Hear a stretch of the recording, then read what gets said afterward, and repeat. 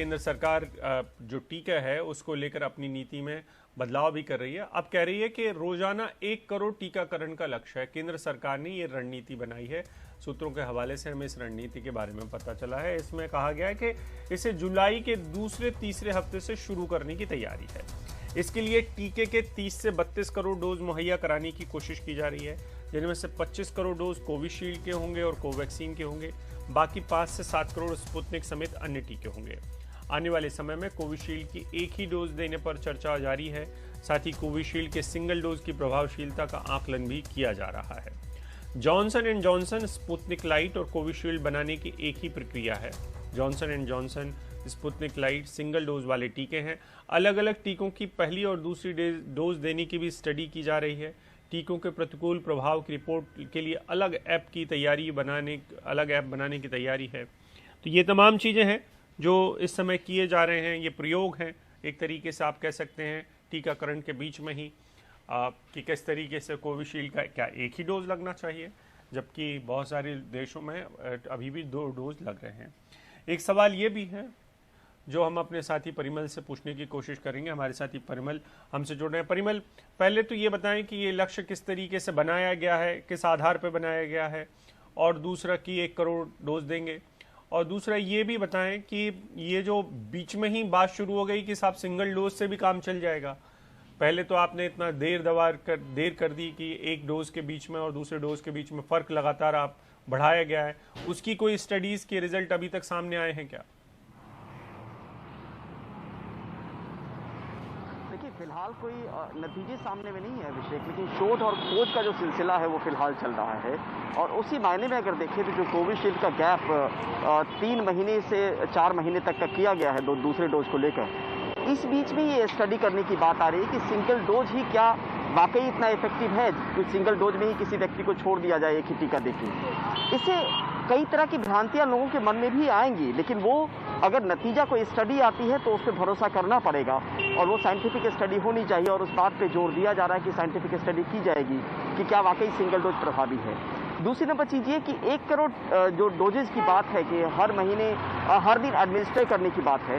एक वक्त था जब 43 लाख का रिकॉर्ड हमने एक दिन में बनाया था, लेकिन जब से हमने शुरुआत की 18 से 44 आयु वर्ग को लेकर, तब से डोजेज की संख्या कभी 9 लाख, कभी 11 लाख, कभी 12 लाख पे पहुंच गई। लेकिन ये बता रहे हैं जो स्वास्थ्य मंत्रालय के सूत्र हैं कि इतने डोजेज की अवेलेबिलिटी हमारे पास होगी जुलाई के दूसरे और तीसरे सप्ताह में, जिसका जिक्र आपने भी किया। इसके अलावा जो कोविशील्ड और कोवैक्सीन है, उसके अलावा स्पुतनिक, बायोलॉजिकल ई, जाइडस कैडिला की वैक्सीन है, ये इन तमाम वैक्सीन के मद्देनजर जो है वो टारगेट चाह रहे हैं कि ये लोग पूरा करें और उसी हिसाब से मुहिम बढ़ाई जाए। कुछ वक्त पहले अगर आपको याद होगा तो प्रकाश जावड़ेकर ने भी एक बयान दिया था कि दिसंबर तक हम लगभग लोगों की वैक्सीन जो है वैक्सीनेशन पूरा हो जाएगा भारत में। हालांकि ये नामुमकिन जैसा दिख जरूर रहा है, लेकिन इस दिशा में काम जरूर किया जा रहा है। एक अहम चीज और बताना बहुत जरूरी है, अगर आज आपको टीके के बाद कोई अगर उस तरह के लक्षण दिखते हैं जिसको AEFI कैटेगरी में रखा जाए तो बहुत मुश्किल है। अब से कुछ वक्त पहले हमने भी रिपोर्ट किया था।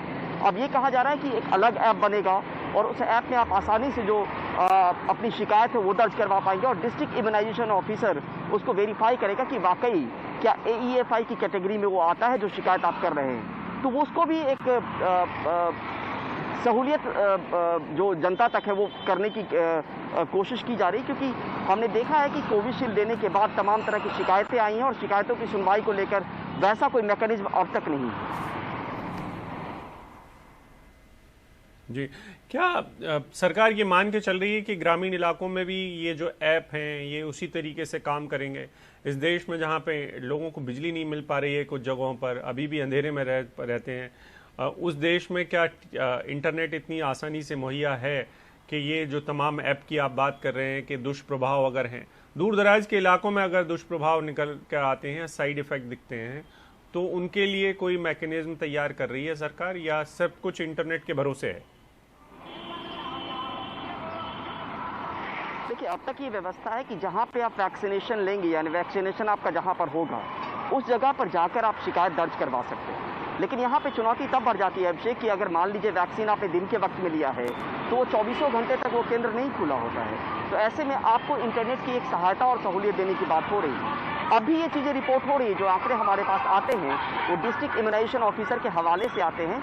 लेकिन जो सवाल आपने उठाया कि आने वाले दौर में अगर ग्रामीण परिवेश को भी आपको उसी तरीके से वैक्सीनेशन को लेकर वहाँ गतिविधि बढ़ानी है, तो सिर्फ ये जो स्मार्टफोन है उसके दम पर ये सारी चीज़ें मुमकिन नहीं हो पाएंगी। आपको कोई ऐसा मैकेनिज्म करना पड़ेगा जिससे आप फ़ोन कॉल करके आप कोई अपॉइंटमेंट ले सके।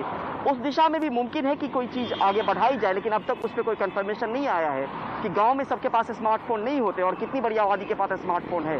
तो उस दिशा में डॉक्टर RS शर्मा जो कोविन चीफ है उनसे बात करने की कोशिश जरूर की थी, लेकिन हो सकता है कि आने वाले वक्त में उन चीज़ों को भी साझा किया जाए। लेकिन अब तक स्थिति उस चीज़ को लेकर स्पष्ट नहीं है कि अपॉइंटमेंट से लेकर शिकायत की जो बात है वो आने वाले दौर में क्या उसको और सहूलियत भरा जो तरीका है वो अपनाया जाए।